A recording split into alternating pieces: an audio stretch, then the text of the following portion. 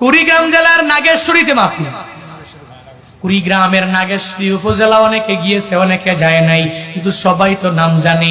ওই নাগেশ্বরী উপজেলার মধ্যে একটা প্রোগ্রাম, বড় মাদ্রাসার এরকম একটা প্রোগ্রাম, দস্তার বন্দি উপলক্ষে মাহফিল, দস্তারে ফজিলত উপলক্ষে মাহফিল। বাচ্চাদের মাথার মধ্যে আমি পাগড়ি দিয়া দিব।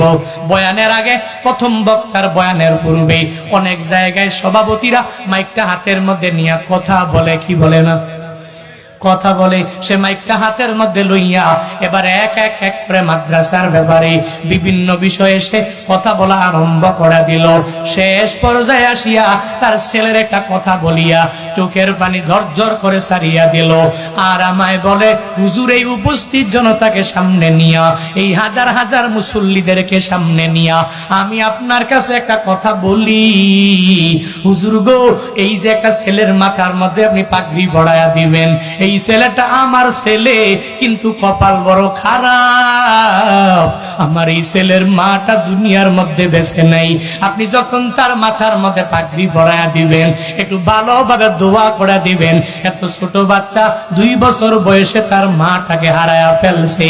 এটা বলিয়াই চোখ দিয়া বে বে টপ টপ করে পানি পড়ে। সভাপতির ভাষণটাও শেষ হয়ে গেল। আমি যখন এক এক করে সবার মাথার মধ্যে পাগড়ি দিয়া দিলাম, সবার মুখে হাসি। আর যেই বাচ্চাটার মাথার মধ্যে আমি একটু পাগড়ি দিয়া দিব, ওই পাগড়ি যখন মাথার মধ্যে আমি লাগাইয়া দিলাম, আমি তাকায়া দেখি তার মনের মধ্যে, মুখের মধ্যে কোনো হাসি নাই, হাসি নাই। আমি ওই সময়ে তার চোখের মধ্যে তাকায়া দেখি পানিগুলো টলমল টলমল টলমল করে। আর আমি তাকে কানের মধ্যে আনিয়া আমি তারে একটা প্রশ্ন করলাম, হে ছোট্ট হাফেজে কোরআন, তুই কেন চোখের পানি ফালাইয়া এখন কান্না করো? এখন তো তোর জন্য আনন্দের সময়, আজকে সবাই সবাই হাসি খুশি হইয়া বাসায় চলে যাবে, তুই কেন পাগড়ি নেওয়ার সময় চোখের মধ্যে পানি চলে আসলো? ওই ছোট্ট বাচ্চাটা আমায় কানে কানে কানে কানে ফুপায় আর বলে, ফুপিয়ে ফুপিয়ে কাঁদে আর আমায় জানায় দেয়, হুজুর এই জগতে আমি কার জন্য হাফেজ হয়ে গেলাম? 2 বছর বয়সে আমি মা হারাইছি।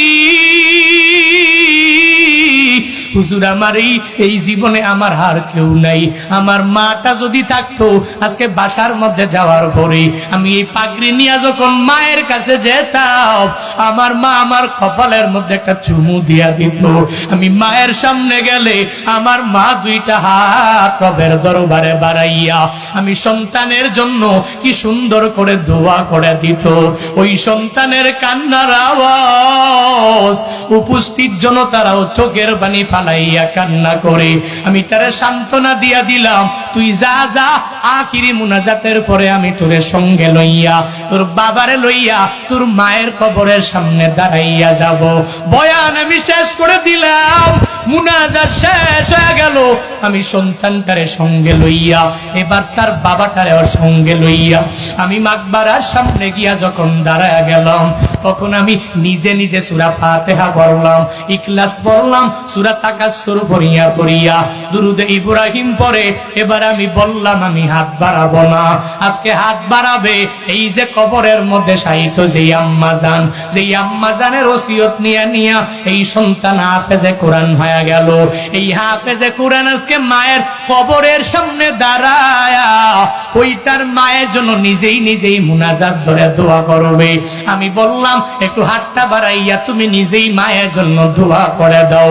ওই সন্তানটা কবরের পাশে দাঁড়ায়া চোখের পানি ফালাইয়া আল্লাহকে ডাক দেয়। ওই সময়ে তার বাবাও চোখের পানি ফালাইয়া কান্না করে।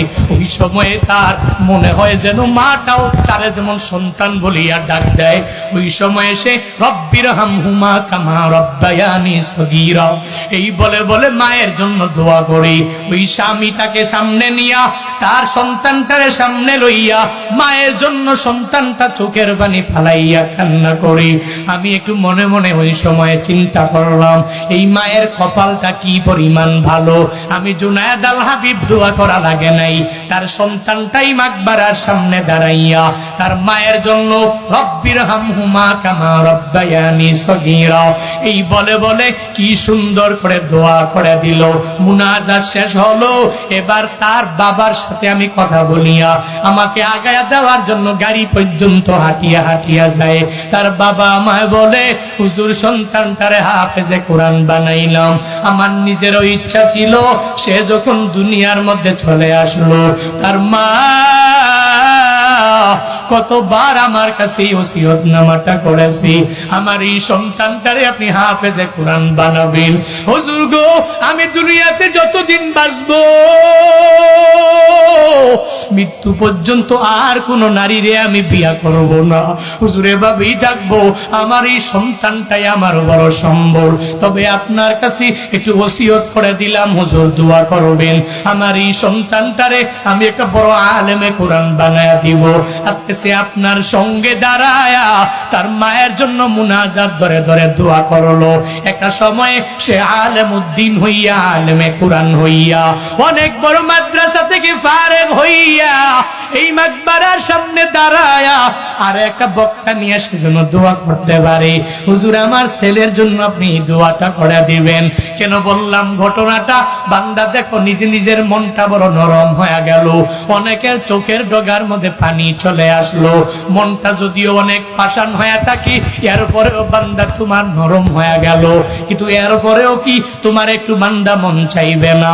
তুমি কবরে চলে যাবা, 10 বছর 12 বছর হয়ে যাবে, ওই সন্তানটা কবরের পাশে যাইয়া তোমার জন্য দোয়া করবে, রব্বির হামহুমা কামা রব্বায়ানি সগীরা। তোমার জন্য দোয়া করবে, ও দয়ার মালিক আমার মা বাবার কবর তুমি জান্নাতের বাগান বানায়া দাও। হে রানীনগরের মুসলমানেরা, হে আমার বাবারা, হে আমার দাদারা, হে আমার দাদিরা, হে আমার আম্মা জানেরা, একটা ছেলেরে হলেও মাদ্রাসায় পড়াইয়া একটু আলেম বানায়া যায়েন, একটা মেয়েরে হলেও মাদ্রাসায় পড়াইয়া আলেমা বানায়া যায়েন, একটা ছেলেরেও হাফেজ বানায়া যাবেন, একটা মেয়েরেও হাফেজা বানাইয়া যদি কবরে যেতে পারেন। এখন বুঝবেন না, আপনি 1 বছর 2 বছরে বুঝবেন না, যেদিন কবরে চলে যাবেন ওই সময় যখন আপনার সন্তানটা কবরের সামনে দাঁড়ায় আপনার জন্য যেদিন দোয়া করবে, ওই সময় বোঝা যাবে এই সন্তান দুনিয়ার লাইনে কি পরিমাণ উপকার।